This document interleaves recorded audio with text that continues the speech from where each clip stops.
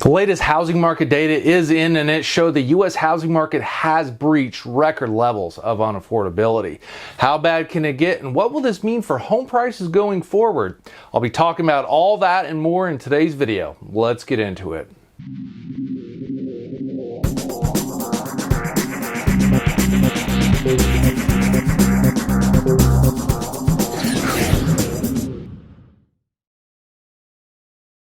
This week, we got new housing market data from Redfin, a national real estate brokerage, which showed home prices continued to set record highs in April. I'll be digging into all the supply and demand metrics in a later video examining the current health of the housing market. And in this video, I'm going to focus on the affordability crisis we're going through as a result of these record high prices, surging mortgage rates, and incomes that just aren't keeping up with them.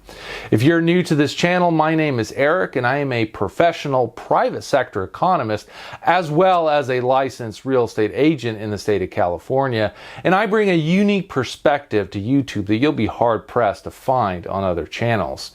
In my series on when is the housing market going to crash, and the subsequent updates on my projections, housing affordability has been the key metric to watch. Home prices and mortgage rates can only go up so far before hardly anyone could buy a home if incomes are not keeping pace with prices and mortgage rates. At some point, you're going to reach a level of unaffordability where prices need to come down, especially in an environment where mortgage rates have surged like we're in right now. So let's look at the new home price data and see what that does to my affordability calculation. According to Redfin, the median home price for the U.S. overall was $416,000 on a seasonally adjusted basis, a 15% increase over the same time a year prior and a new record high. When I take this price together with mortgage rates in April and household income, we see that the average housing payment in April reached 37%, the highest since the early 1980s. In previous videos, I've cited 35% as what I consider the historical upper limit for this metric, and that is simply because historically it just doesn't go much beyond that, and when it does, it comes right back down. It did go above that briefly in the last housing crisis, as well as a few times in the early 1980s, but it doesn't stay above 35% for an extended period of time. If you think through this, it makes sense. The U.S. Department of Housing and Urban Development has considered a household to be cost burdened if their housing payment as a percent of income is 30% or greater.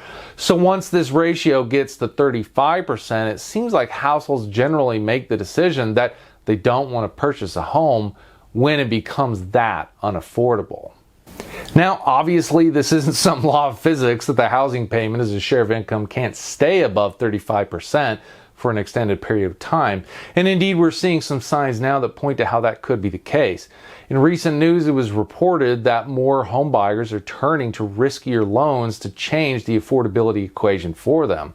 On May 11, CNBC reported that demand for adjustable rate mortgages rose to the highest level in 14 years.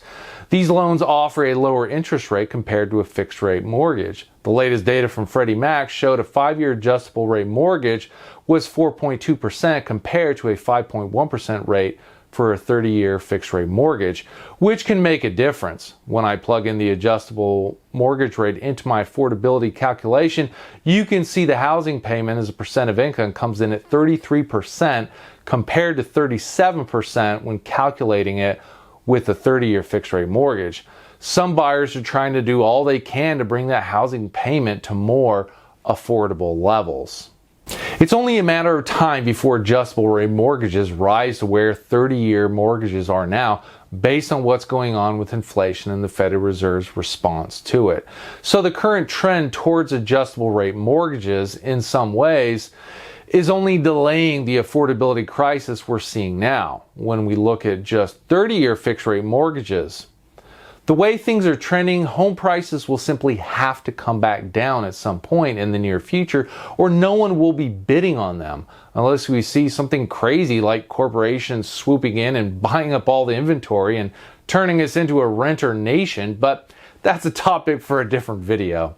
So, how much will home prices have to come down?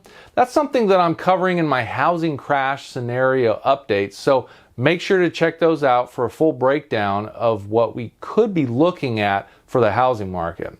We could be seeing anything from a 14% to a 31% decline in home prices by the end of the year, depending on where things go with inflation, the Federal Reserve's response to inflation, and how mortgage rates react to where the Fed sets the Fed funds rate.